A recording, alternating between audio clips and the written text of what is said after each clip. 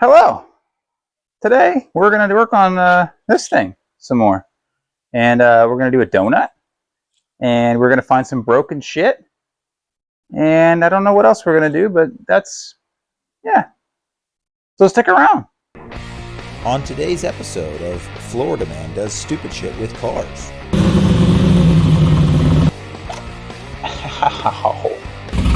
Doesn't it sound really good, dude? Sounds perfect. Alright, first thing we got here. These fittings here are supposed to have Teflon tape on them. They don't because we're lazy. So we're going to pull them off and tape them real quick. And then we're going to move on to the exhaust leak, which we looked at last time a little bit. I'll show you more on that later. But for now, we're going to do that. It might spray fuel everywhere. That's just a risk we're going to take.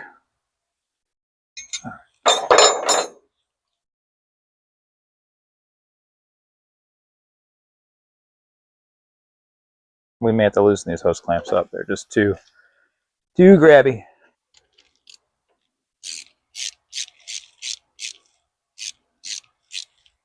Okay. Should allow the hose to turn a little bit. May help our situation and may not actually allow it. I don't know.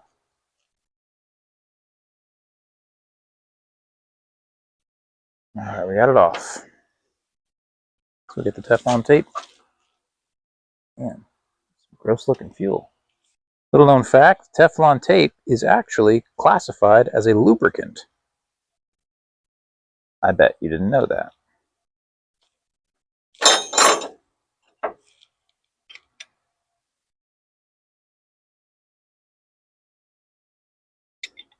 Guessing we're going to get a little further, maybe threading this thing on by hand this time. So it's the last time when we had to really crank it down. That's probably good. Tighten this hose clamp up. And then we just got 2 more to go. This may be the source of the entire source of our leak. So we're going to replace this hose clamp because this is one that was skipping.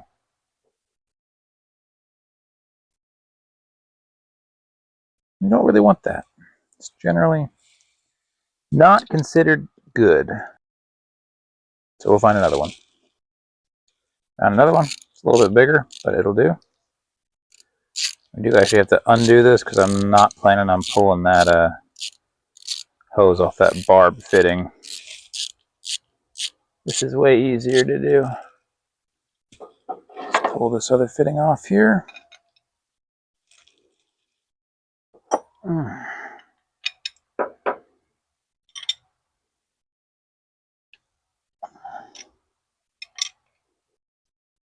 I always have to think about which way the fitting threads on to wrap the Teflon in the right direction. Okay, that's good enough. Tighten this hose clamp back down. We're going to order more hose clamps, probably here in a couple minutes. So we'll have some more soon that we can replace these with and get proper, better ones. So, all right, we're done with that. Now we're on to the exhaust. I will show you what we're doing on that. All right, it's a little hard to see because it's way down in there. But if you look right between the exhaust manifold and the head, you can see that our gasket is not even close to lined up properly here. I don't know if you can see it at all or if the reflection's just crazy. But either way, we missed with our gasket. It's got 2 little hooks on it, and they're supposed to sit on the studs. And somehow we messed it up to where it fell off the one stud. So we got a crazy exhaust leak right there. And I guess I don't have to fix it, but I want to fix it, so I'm going to fix it. Yeah, so all we have to do basically is loosen up all of the studs a little bit, maybe turn them back maybe 1/4 of an inch, would be a lot. And then fish that gasket back out and set it back up properly, and then tighten them all back down, and we should be good to go on that. So let's get to it. I got a wrench and a ratchet and then just left them over there. And the nice thing is we've had all this stuff off about 100 times already. So it should not be really all that tight. I mean, it might be tight, but it shouldn't be like rusted on as if it were, you know, unmoved in the last 30 years.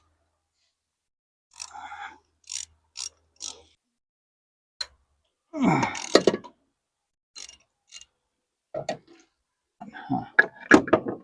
That might be a wrench type of deal there. Let's get the wrench.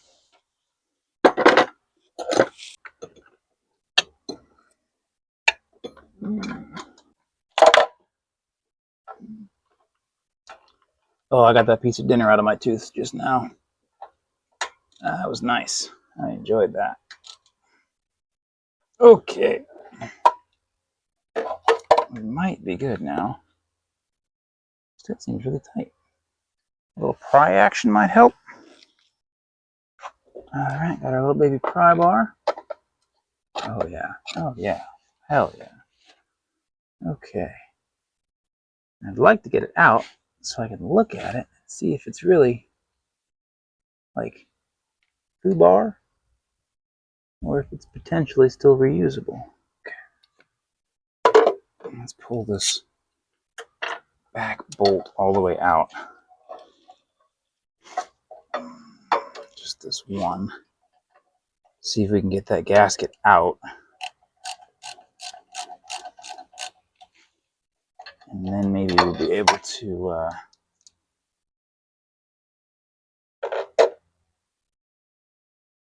wow, I can't get the thing to turn my hand. It's so loose the ratchet barely works. But too tight to get it by finger. Story of my life. Got the bolt out far enough. I've got it to move. This is going to be a four-hand operation. Okay, we got it out. Now we can look at it now. And you can see where clearly it's been missing. So that's great. All right, we're going to start this nut. This bolt back in, rather. And then we'll drop this gasket back in. Pull out our little pry bar. And then get back to work tightening everything back up. I do think it's really funny that I knew this was going to be a pain to like put the manifolds on in the car and stuff. So I tried really hard to make sure I had them on before we put the engine in the car. And then now we've had to do two different in-car repairs to the exhaust system here. Okay, let's go drive this thing. And maybe we'll sit in it. Just give it a little throttle. Oh, goodness.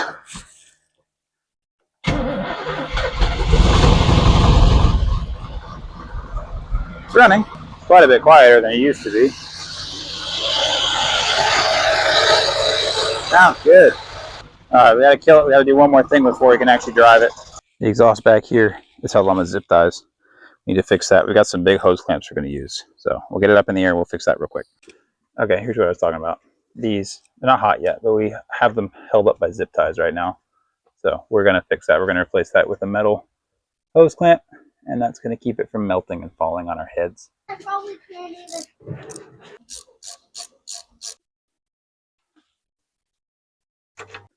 Let's do some driving.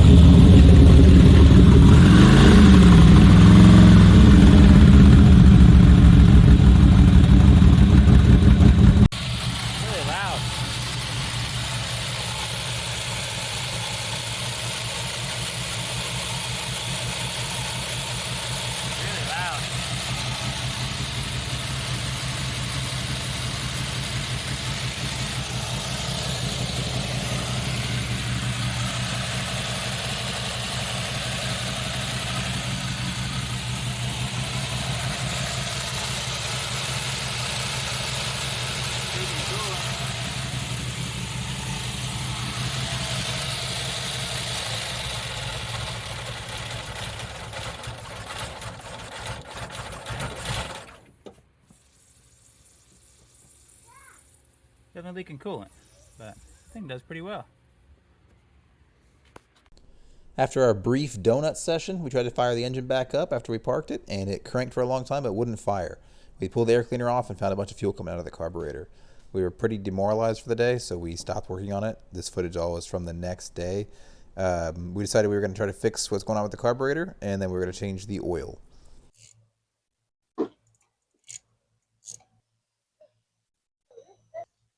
Yeah. All right. Ow. We're going to pull this off and go put it on the bench. Okay, all right. All right, let's see if we can get this float out of here. It's like two little flatheads. Looks like I gotta take some of this stuff apart too to get this off. Okay.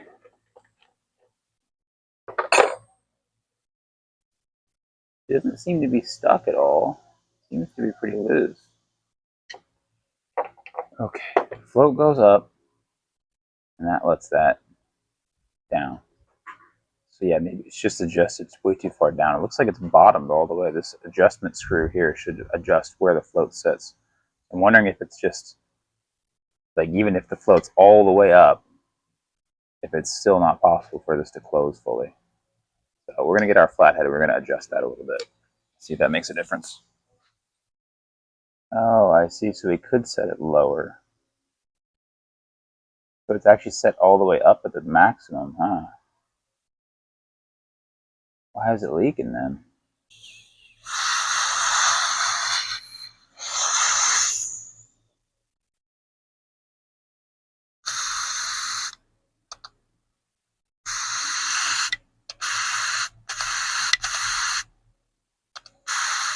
Seems like it's working. Maybe it was just stuck. And I think we are just going to tighten it back down and send it. I don't know what else we could really do. I guess I could put some oil down the needle and seat. See if some lubricity might help. But it seems like it's working. And if we were to adjust it, all the adjustment would do, yeah, the adjustment would just be to raise the actual fuel level, which is not the issue. Where it's too low, we're thinking right now. So we're going to put this thing back together, put it back in the car, and retest it.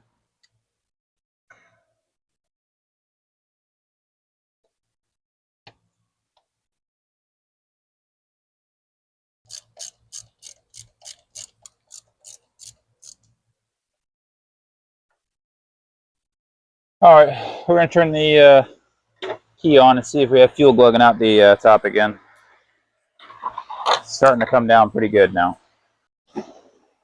We have fuel pressure. And I see no leakage. I think we're good. I was dripping a little bit. Now that we've got the carburetor issue fixed, we're moving the car into the shop because it's raining. We are trying to figure out why it's making a bunch of smoke out the back. Currently, we think it's potentially a coolant leak internally in the engine, so we're going to do some things to test that. We're not really sure what it is. We're pretty sure it's something that we messed up when we were assembling everything, but we're trying to figure that out.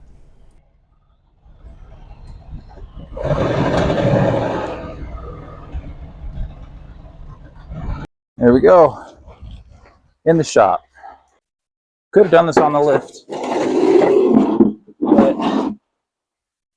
then we'd be wet.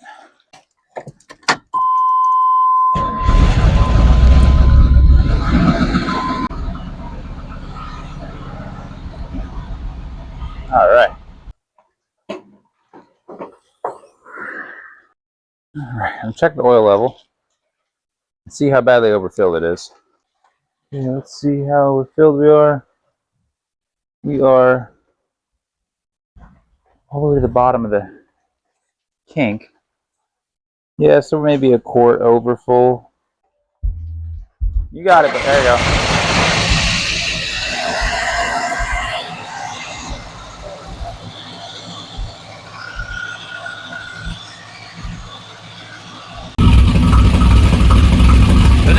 really good, dude?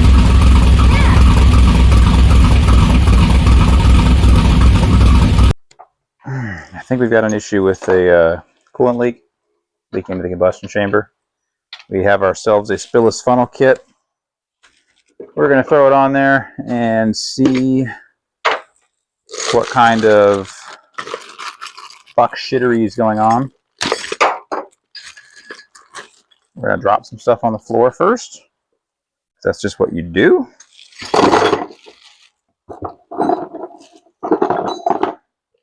Is this the right one? Looks about right.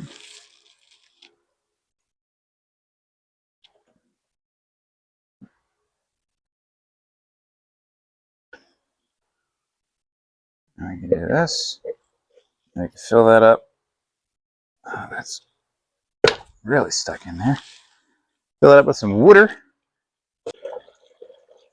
Now we're going to go fire it up and see if it starts spitting out more bubbles, if it settles. That'll tell us kind of what's going on with it. Pretty sure I already know what's going on with it, but I want to make sure.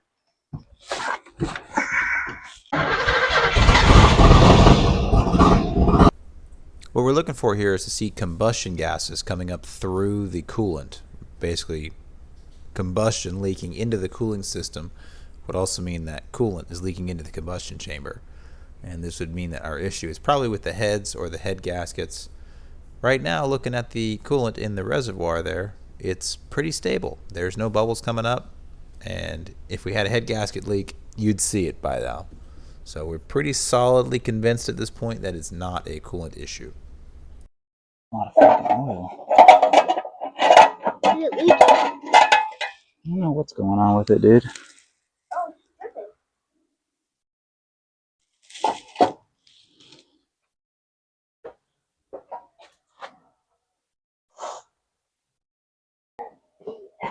It seems like it's burning oil, but it just doesn't smell like burning oil. There's something weird dripping out of the exhaust on that side too. I'll show you what I can. So you can see on the bottom of that exhaust flange that it's soaked with what looks like oil. I'm not sure where that oil is coming from. So we're going to pull these front three plugs off and look at them and see. See if we can figure it out. Nothing really dripped out of it. It's smoking out of it.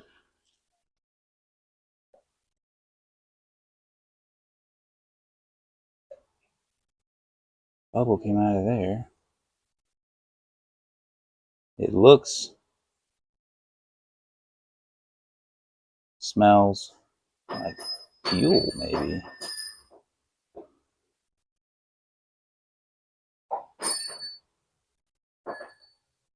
Feels like oil. Feels like oil for sure. Somehow did we put the rings on wrong? Yeah, this one's wet with oil. Let's pull one on the other side and see what it looks like.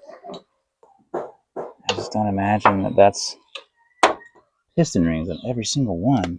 Just don't know what it would be.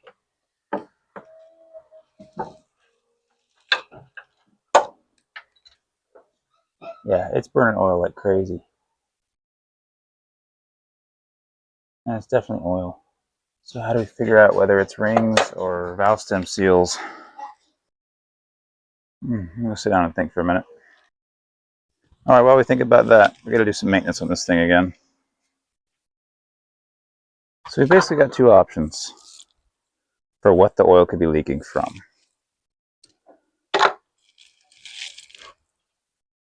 You got oil leaking internally, somewhere. Leaking on, as far as I can tell, every cylinder into the combustion chamber. So it's something that's the same on every cylinder. I don't think it's a defect. I think it's probably a wrong part.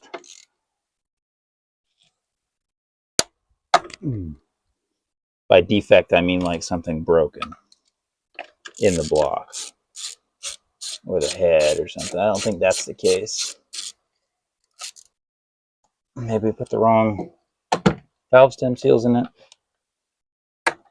Or maybe our mismatched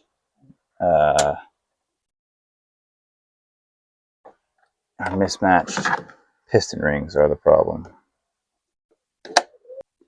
Either way, it's not good. Valve stem seals are not a huge deal. They're kind of annoying to change, but it's not really that hard. Piston rings are a lot more involved. The volume that's leaking, though, like I can actually see fluid dripping down through the connector, the collector. So that kind of makes me think valve stem seals instead of piston rings. Yeah, I guess I'll look into some technical documentation on the different kinds of valve stem seals and see if it looks like I put the wrong kind on. Because I'd be down to change those. If that's the issue, then like, yeah, it's not ideal, but you know, what are you gonna do? Can't drive it like that at all. Just burning oil. We'll do some looking. We'll see if there's a way to test. Because I mean, I feel like we've got good compression. I feel like we don't have a compression issue. And I feel like if we had the wrong piston rings, we'd have a compression issue. Since they build compression. But if the valve stem seals are leaking, I think we wouldn't have a compression issue. We would just be burning oil, which is what we're doing. So it's decided then. We think we have a valve stem issue.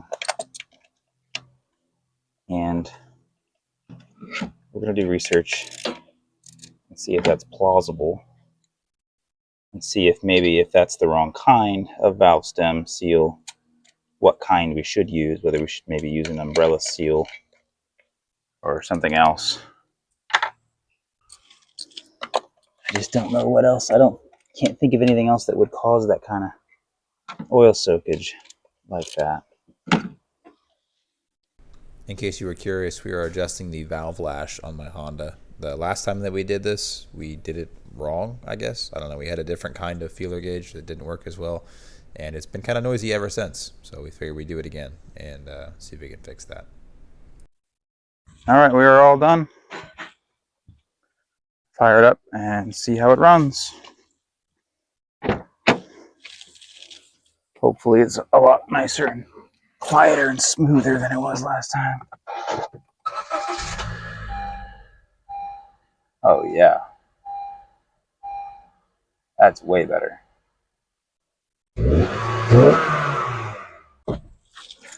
All right, I'm happy with that.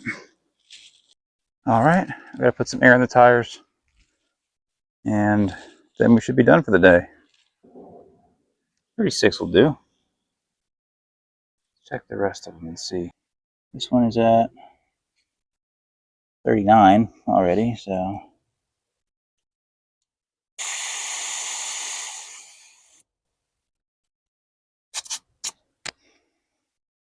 $37. Oh, pretty low actually. This one's only down to like 30.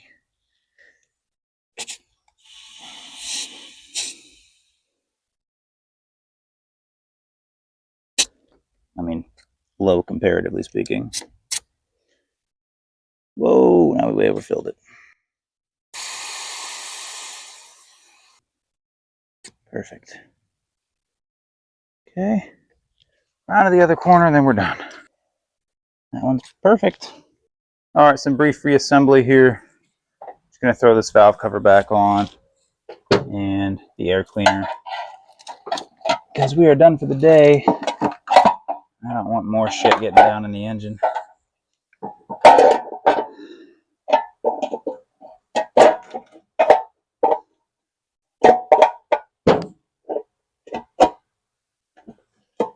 Okay. Sudden violent headache. What I love about these valve covers and these T handles, you don't need a tool at all. put them on or take them off. Pop them off real quick and do your inspection or whatever, and then throw them back on. We're pretty confident it's not a coolant issue. Pretty confident. All right, thanks for watching. We didn't really figure anything out. We found some problems. So that's always the risk of using used parts. And we're okay with that. So stick around for next time when we hopefully figure out what's going on with it and get it fixed. Thanks for watching. See you guys next time.